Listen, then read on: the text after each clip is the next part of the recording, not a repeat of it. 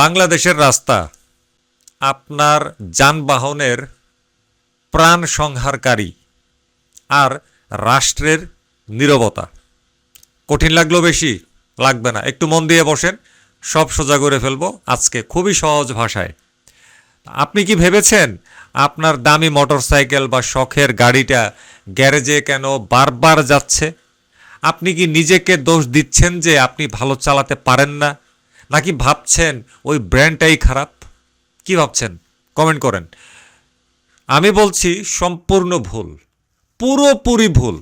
আপনি আসলে এক অদৃশ্য যুদ্ধের শিকার, যে যুদ্ধে আপনার প্রতিপক্ষ কোনো শত্রু দেশ নয়, বরং আপনার প্রতিদিনের চলার রাস্তা।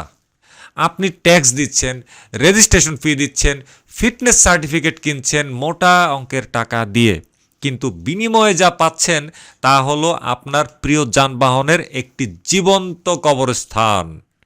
আজকের ভিডিওতে আমরা কারিগরি ব্যাখ্যা সহ দেখাবো কিভাবে বাংলাদেশের রাস্তা আপনার সাধের যানবাহনটিকে ভেতর থেকে কুড়ে কুড়ে খাচ্ছে, এবং সবশেষে আমরা আঙুল তুলব সেই ব্যবস্থার দিকে যারা আপনার পকেট কাটছে কিন্তু সুরক্ষার বদলে দিচ্ছে ধ্বংস। আমি রিকু, আপনারা দেখছেন রিকু ব্লগস, যার স্লোগান সত্য সুন্দর তোষামত কুৎসিত। ফিরে আসছি ইন্ট্রোর পরে বিস্তারিত সহ।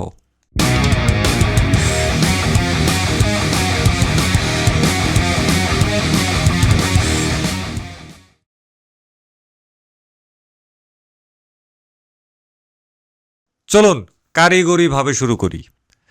জাপানি বা ইউরোপীয় কোম্পানিগুলো যখন একটি বাইক বা গাড়ি ডিজাইন করে, তারা একটা স্ট্যান্ডার্ড রাস্তার কথা মাথায় রাখে। কিন্তু বাংলাদেশের রাস্তা, এখানে কোনো স্ট্যান্ডার্ড কি আছে? এখানে আছে অনিয়মের সাম্রাজ্য। প্রথমেই ধরুন সাসপেনশন। আমাদের রাস্তায় যে পরিমাণ মাইক্রো ভাইব্রেশন এবং বড় বড় গর্ত, তাতে আপনার শক অ্যাবজর্বারের অয়েল সিলগুলো খুব দ্রুত ফেটে যায়। যখনই সিল ফেটে অয়েল লিক করে, আপনার বাইক বা গাড়ি তার স্ট্যাবিলিটি হারায়। এই শকগুলো সরাসরি গিয়ে আঘাত করে আপনার হাড়গোড়ে এবং আপনার যানবাহনের চ্যাসিসে।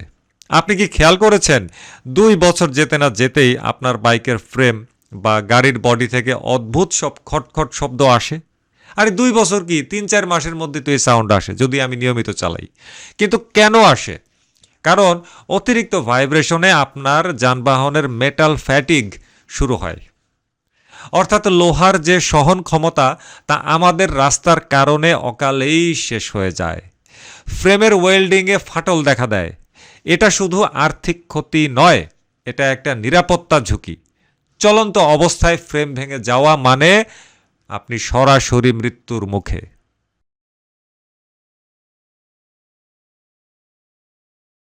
এবার আসি আমার ব্যক্তিগত সবচেয়ে অপছন্দের জায়গায়, সেটা হচ্ছে কি স্পিড ব্রেকার।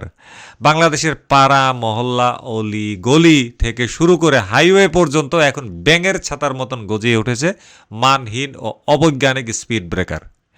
কে কার বাড়ির সামনে বানাচ্ছে তার কোনো হিসাব নাই।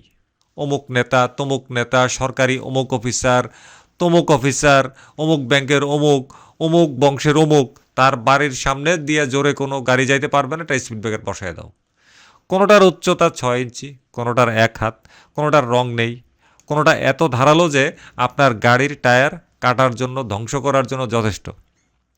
একে তো আমাদের রাস্তাগুলো নিচু, তার উপর যখন আপনি একটা নিচু গ্রাউন্ড ক্লিয়ারেন্সের গাড়ি বা স্পোর্টস বাইক নিয়ে ওই পাহাড় সময় ঢিপির উপরে ওঠেন, তখন সরাসরি আঘাত লাগে আপনার ইঞ্জিনের ঠিক তলায়।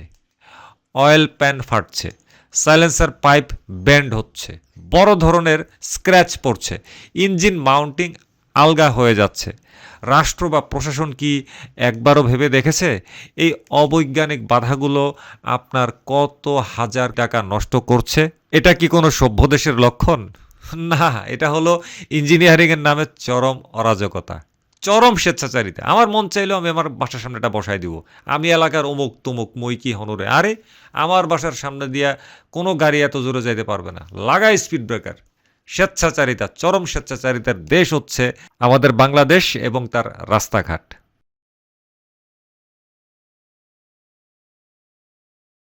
এখন বড় প্রশ্ন, এই ক্ষতির দায়গুলো আসলে কার? স্পষ্ট উত্তর, এই ক্ষতির দায় সম্পূর্ণ রাষ্ট্রের। আপনি যখন একটি গাড়ি কেনেন, আপনি সরকারকে কয়েক লাখ টাকা ট্যাক্স দেন। আমরা মোটরসাইকেল যারা কিনি, আমরা হাজার হাজার টাকা ট্যাক্স দিচ্ছি। রাস্তায় চলার জন্য প্রতি বছর রোড ট্যাক্স দেয়া হচ্ছে। এই টাকাটা কেন দেওয়া হয়? ললিপপ খাওয়ার জন্য?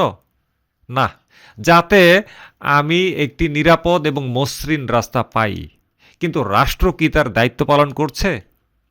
উন্নত বিশ্বে যদি রাস্তার ত্রুটির কারণে বা অচিহ্নিত কোনো গর্তের কারণে আপনার যানবাহনের ক্ষতি হয়, আপনি সিটি কর্পোরেশন বা সংশ্লিষ্ট কর্তৃপক্ষের বিরুদ্ধে মামলা করতে পারেন। তারা আপনাকে ক্ষতিপূরণ দিতে বাধ্য। কিন্তু বাংলাদেশে, এখানে গর্তে পড়ে আপনার দামি আইফোন ভেঙে যাক বা বাইকের রিম বেন্ড হয়ে যাক, আপনার হাড্ডি ভাঙে যাক, আপনি মরে যান, কাউকে কিচ্ছু বলতে পারবেন না। উল্টো আপনাকে গ্যারেজে গিয়ে পকেটের টাকা খরচ করে ঠিক করতে হবে। রাষ্ট্রের বিটুমিন দুর্নীতির কারণে রাস্তা এক বর্ষায় ধুয়ে যায়।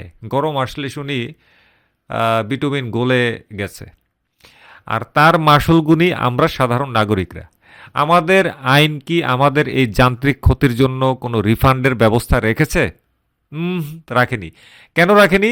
কারণ তারা জানে দায়িত্ব নিলে তারা দেউলিয়া হয়ে যাবে তাদের নিজস্ব অবহেলার কারণে।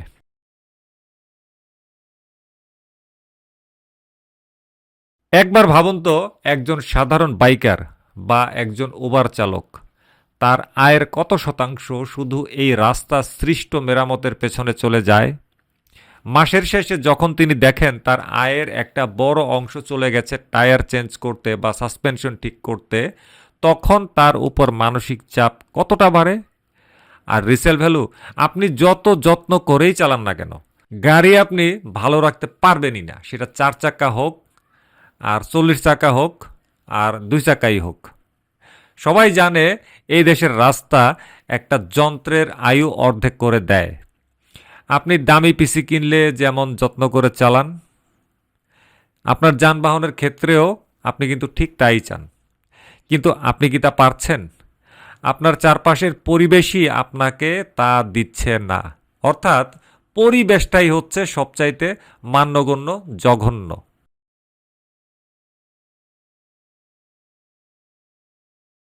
তাহলে সমাধান কি? সমাধান হলো আওয়াজ তোলা। দালালির আওয়াজ না, কিন্তু কোম্পানির পেছনে গিয়ে তেল মাইরে আওয়াজ তোলা সেই আওয়াজ না। আওয়াজ তোলা, নাগরিক হিসেবে আওয়াজ তোলা। আমরা শুধু ভালো রাস্তা চাই না, আমরা চাই লাইবিলিটি বা দায়বদ্ধতা। কেউ দায় নিতে চায় না, খালি এর ঘাড়ে তার ঘাড়ে সব খালি দায় ছোড়াছুরি করে, কিন্তু কেউ দায় নিতে চায় না। যদি রাস্তার ত্রুটির কারণে আমার বাইক বা গাড়ি নষ্ট হয়, তবে সেই মেরামতের বিল অবশ্যই রাষ্ট্রকে দিতে হবে। এই দাবি আমাদেরকে তুলতে হবে। ম্যানুফ্যাকচারারদের বলতে হবে বাংলাদেশের জন্য স্পেশাল সাসপেনশন টিউনিং দিন। আর আমাদের নিজেদেরকে সচেতন হতে হবে। দালালিতে সচেতন হইলে কোনো লাভ নাই। মানহীন স্পিড ব্রেকার যেখানে সেখানে দেখলে অবশ্যই কঠোর ভাষায় প্রতিবাদ করতে হবে। ওই রাস্তাটা ওই ব্যক্তির বাবার বা পৈতৃক সম্পত্তি বা বংশের সম্পত্তি না, সে তার মন চাইলেও সে একটাই না বসাই দিবে। মনে রাখবেন, আপনি যে রাস্তা দিয়ে চলছেন তা আপনার ট্যাক্সের টাকায় তৈরি। আপনি এর মালিক, ভিক্ষুক নন। আপনার জানের প্রতিটা স্ক্র্যাচ আসলে আমাদের সিস্টেমের ব্যর্থতার চিহ্ন। ভিডিওটি শেয়ার করুন যাতে সংশ্লিষ্ট কর্তৃপক্ষের কানে এই সত্য কথাগুলো পৌঁছায়।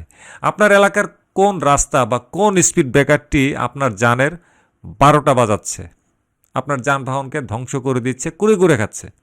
কমেন্টে এলাকার নাম সহ জানান, কার বাড়ির সামনে পারলে সেটাও জানায়েন। আজ এ পর্যন্তই। সত্যের পথে থাকুন, সত্যের সাথে থাকুন। আল্লাহ হাফেজ, আসসালামু আলাইকুম।